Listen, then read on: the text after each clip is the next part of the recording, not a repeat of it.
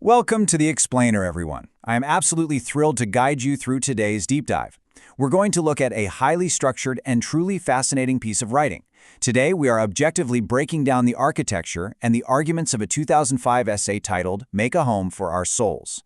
This text serves as a primary introduction to what the source calls Laixing Seming Chuanyuan Daoyu's Xuefeng, the Jiaohui, and Zhu Shouke, the teachings and writings of Xuefeng, the guide of life Chuanyuan. Now, our goal today isn't to judge the beliefs, but to clearly understand exactly how the author constructs their argument to captivate the reader. It is a masterful example of persuasive structure, so let's get right into it. Right off the bat, the essay doesn't waste any time with pleasantries. It points a very bright spotlight directly at you, asking, are you restless? Are you sad? Anxious?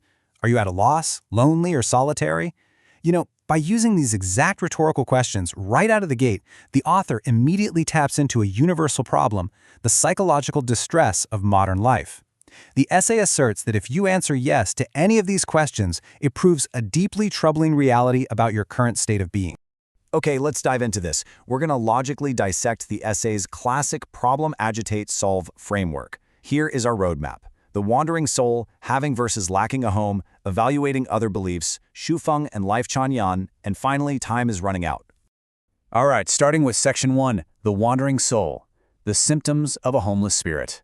So the text identifies those negative feelings we just talked about, the loneliness, the anxiety, not as the actual disease itself, but merely as the symptoms of a much deeper issue.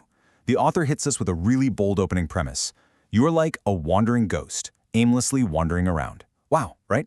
According to the essay, without a reliable, anchored spiritual home, the human soul is completely adrift. It lacks purpose. It lacks direction.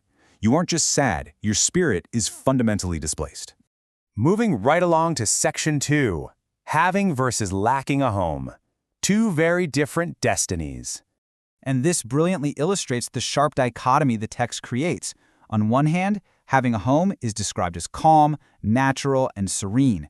In this state, you've got a guide, you've got a destination, and you're guaranteed to arrive safely.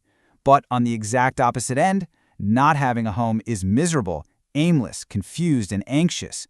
It paints this picture of a frantic, blind struggle. Honestly, most dramatically, it claims that without a spiritual home and a guide to protect you, you will ultimately be forced to report to the king of hell. So yeah, it's an absolute binary view of your spiritual destiny. Now you might be wondering, what exactly does the author mean by home in this context? Well, the essay is quick to make a crucial distinction here. It argues that your secular home, the actual physical house you live in right now, is literally nothing more than a temporary hotel for your physical body. It's just a quick stop on a much longer journey, completely bound by the laws of time and space. The home of the soul, however, is defined as the ultimate eternal destination. It's described as this ideal, beautiful place that humans have supposedly been desperately searching for over tens of thousands of years. Next up, section 3, evaluating other beliefs. Why alternative paths fall short. Now, what's really interesting about this is how it kicks off the agitation phase of the text's persuasive structure. It is absolutely fascinating how rapidly and cleanly the essay attempts to dismantle secular pursuits.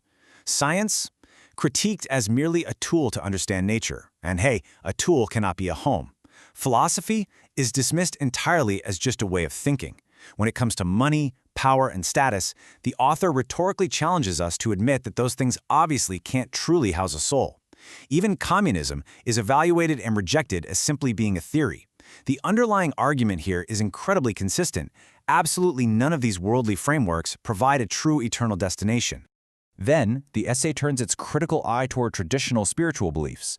It claims that Lao Tzu didn't make the truth clear. He simply rode away on a black ox. When it comes to believing in gods, it warns of this massive eternal risk of worshiping the wrong one.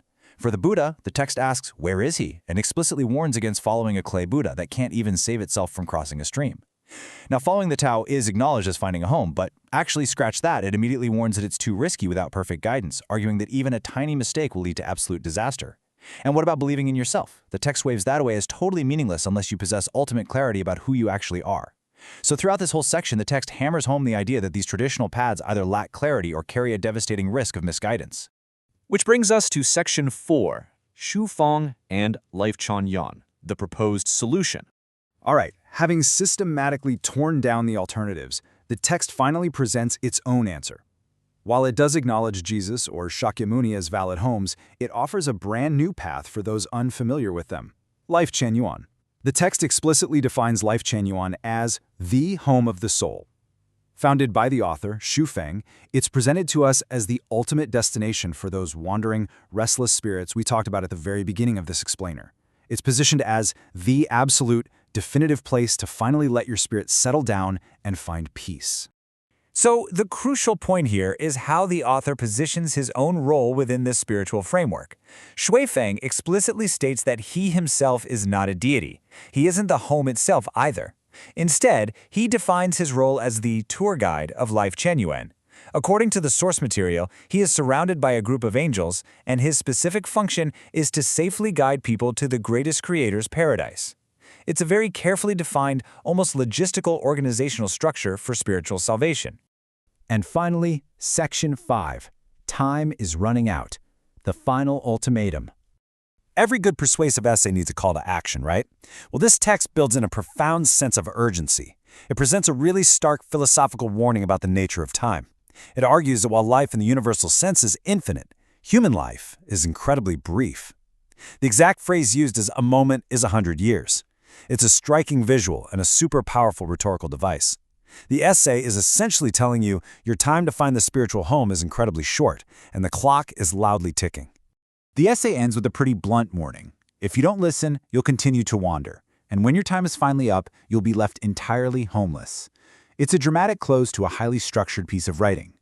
So, we're going to leave you today by neutrally reframing the text's final ultimatum into a provocative question for you to ponder. Will you find a home for your soul, or will you end up homeless when the time comes? Regardless of whether you agree with the teachings of Life Chanyuan or not, Xu Feng's essay offers a truly fascinating, structured look into the universal human pursuit of meaning and belonging. Thank you so much for joining us for this explainer. Keep questioning and keep learning.